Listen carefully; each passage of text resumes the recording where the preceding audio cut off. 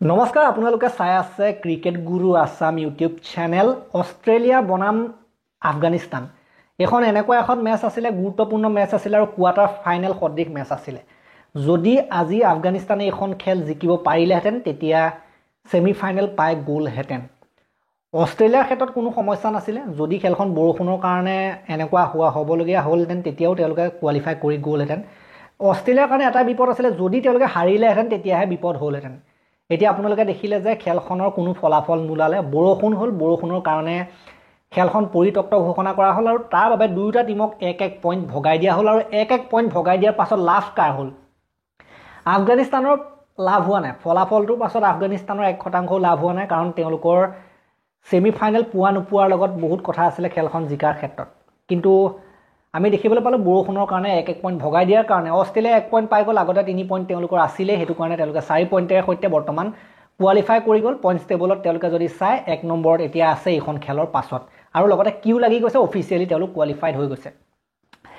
আফগানিস্তানৰ ক্ষেত্ৰত বহুত বেয়া হ'ল আৰু আজি খেলখন যদিও সম্পূৰ্ণভাৱে হ'লহেঁতেন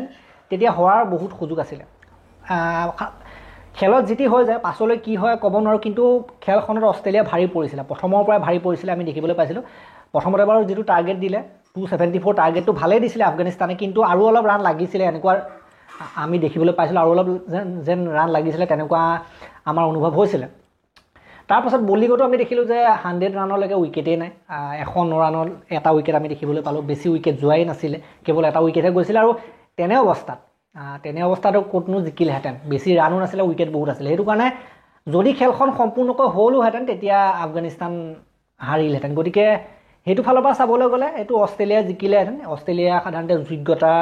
যোগ্যতাৰ ভিত্তিতে পাইছে ছেমি ফাইনেল যদিও বা 1 পইণ্ট সাধাৰণতে পাবলগীয়া হ'ল আজি গতিকে আফগানিস্তানৰ ক্ষেত্ৰত এতিয়া কি হ'ব আফগানিস্তানৰ কিবা চান্স আছে নেকি আফগানিস্তান এতিয়া ছেমি ফাইনেল পোৱাটো প্ৰায় অসম্ভৱ বুলি ক'ব পাৰি কাৰণ আফগানিস্তানৰ হাতত এতিয়া আগতে 2 পইণ্ট আছিল এখনৰ সৈতে হ'ল 3 পইণ্ট দক্ষিণ আফ্ৰিকাৰো 3 পইণ্ট আছে কিন্তু দক্ষিণ আফ্ৰিকাৰ ক্ষেত্ৰত আটাইতকৈ ভাল কথা যে তেওঁলোকে যদি নেক্সট কাইলৈ যিখন মেচ আছে কেইঘণ্টামানৰ পাছত হ'বই সেইখন খেল ইংলেণ্ডৰ হাতত যদি তেওঁলোক হাৰেও ইংলেণ্ডৰ লগত আছে সেইখন খেল দক্ষিণ আফ্ৰিকাৰ ইংলেণ্ডৰ লগত হাৰিলেও তেওঁলোক কোৱালিফাই কৰি যাব 3 পইণ্টতে কোৱালিফাই কৰি যাব যদিও বা আফগানিস্তানৰ লগত পইণ্ট সমানো হয় হাৰি পেলাই তথাপিতো নেট ৰান ৰেট তেওঁলোকৰ বহুত ভাল হৈছে বহুত ধুনীয়া এটা নেট ৰান ৰেট বনাই থৈছে দক্ষিণ আফ্ৰিকাৰ কাৰণে সেইটো বহুত ধুনীয়া কথা হ'ল যে তেওঁলোকৰ নেট ৰান ৰেট বহুত ধুনীয়া আফগানিস্তানতকৈ বহুত সুন্দৰ নেট ৰান ৰেট তেওঁলোকৰ আছে বনাই ৰাখিছে নেট ৰান ৰেট সেইটো কাৰণে তেওঁলোকৰ কাৰণে বহুত ধুনীয়া হৈ গ'ল দক্ষিণ আফ্ৰিকাৰ কাৰণে যে তেওঁলোকৰ হৰা জিকাৰ লগত কোনো কথাই নাই যদি হাৰি যায় তেতিয়া তেওঁলোকে সিধাই কোৱালিফাই কৰি যাব হাৰিলেও কোৱালিফাই কৰি যাব আৰু যদি কিবা বৰষুণৰ কাৰণেও খেল নহয় তেতিয়াও তেওঁলোক কোৱালিফাই কৰি যাব এতিয়া কথাটো এনেকুৱা হ'ল যিটো মই কৈছোঁ যে আমাৰ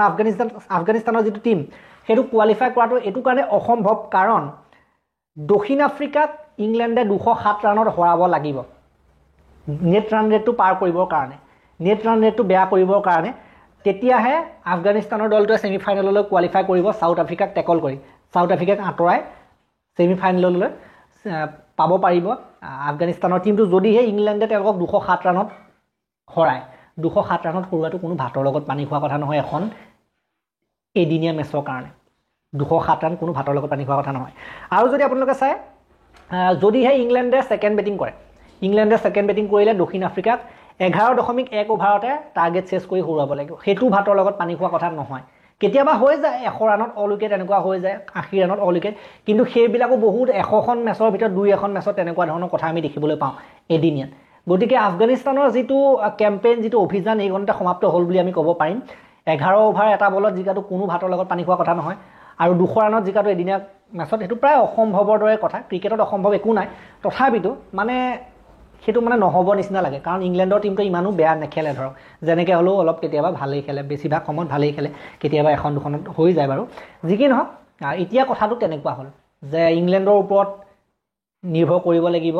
আফগানিস্তানে ইংলেণ্ডক ঘূৰালে এতিয়া শেষত গৈ ঘূৰাই পকাই ইংলেণ্ডৰ ওপৰতে তেওঁলোক ভৰসা কৰিবলগীয়া অৱস্থা কিন্তু ভৰসা কৰিও লাভ নাইকিয়া নিচিনা কথা আৰু মই ভাবোঁ যে এই ক্ষেত্ৰত আফগানিস্তান টিমটো নিজৰো দুখ আছে নিজৰো ভুল আছে বুলি মই ভাবোঁ কিয়নো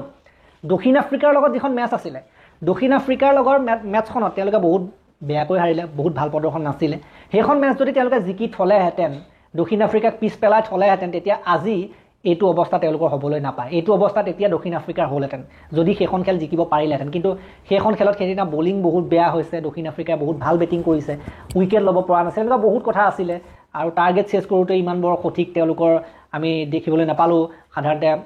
বেটিং সেইটো কাৰণে এনেকুৱা ধৰণৰ হ'ল যাৰ কাৰণে তেওঁলোকে খেলখন জিকিব নোৱাৰিলে গতিকে চেম্পিয়ন্স ট্ৰফি এইটো কাৰণে ইম্পৰ্টেণ্ট প্ৰতিখন মেচে ইয়াত ইম্পৰ্টেণ্ট হয় আপুনি এখনো মেচ হাৰিব নোৱাৰা নিচিনা হৈ যায় কথাবিলাক আৰু এইটো কাৰণে চেম্পিয়ন্স ট্ৰফিটো অলপ ডিফিকাল্ট হয় ৱৰ্ল্ড কাপতকৈ অলপ কঠিন হয় সাধাৰণতে ৱৰ্ল্ড কাপটোতো কঠিনেই ৱৰ্ল্ড কাপতকৈ অলপ বেছি কঠিন হয় কাৰণ ইয়াত প্ৰতিখন মেচে ইম্পৰ্টেণ্ট হয় ৱৰ্ল্ড কাপততো মেচৰ সংখ্যা বেছি হয় টীমৰ সংখ্যা বেছি হয় সকলোৰে লগত খেলে আজিকালি জানি 10টা টীম সকলোৱে প্ৰতিটোৰ লগত খেলে তেনেকুৱা নিয়ম আছে গতিকে ইয়াত সেইটো সাধাৰণতে নাখাতে ইয়াৰ আকৌ কথাটো বেলেগ গ্ৰুপ আছে প্ৰত্যেকখন মেচে সেইটো কাৰণে ইম্পৰ্টেণ্ট হৈ যায় নেটৰ কথা আহি পৰে ৰান পইণ্টৰ কথা আহি পৰে গতিকে এনেকুৱা ধৰণৰ কথা হৈ যায় গতিকে বৰ্তমান দুৰ্ভাগ্যবশতঃ আফগানিস্তান টীমটো বাহিৰ হৈছে বুলি ক'ব পাৰি অফিচিয়েলি বাহিৰ হোৱা নাই অফিচিয়েলি নেক্সট ডে বাহিৰ হ'ব ইংলেণ্ড আৰু দক্ষিণ আফ্ৰিকা এইখন খেলৰ পাছত বাহিৰ হোৱাটো প্ৰায় নিশ্চিত বুলি ক'ব পাৰি অষ্ট্ৰেলিয়াটো নিজৰ যোগ্যতাৰ ভিত্তিত কোৱালিফাই কৰি গ'ল মই কৈছোৱে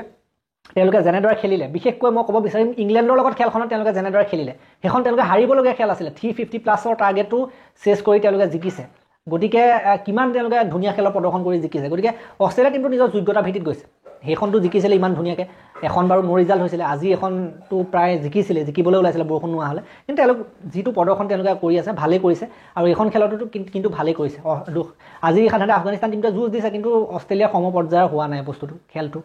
গতিকে এই ভিডিঅ'টো আৰু কিমানো আলোচনা কৰিম যথেষ্টখিনি আমি আলোচনা কৰিছোঁৱে অলৰেডি এই ভিডিঅ'টো মই ইমানটা সমাপ্ত কৰিম নেক্সট আমাৰ এতিয়া ছেমিফাইনেললৈ যিহেতু অষ্ট্ৰেলিয়া পাই গ'ল এতিয়া ইণ্ডিয়াৰ ছেমিফাইনেল কাৰ লগত পৰিব পাৰে এনেকুৱা ধৰণৰ এটা কথা থাকে ইণ্ডিয়াৰ ছেমিফাইনেল কাৰ লগত পৰিব সেইটো ইণ্ডিয়াৰ যিখন খেল সেইখন খেল হৈ যোৱাৰ পাছত নিউজিলেণ্ডৰ লগত আমি গম পাম আৰু লগতে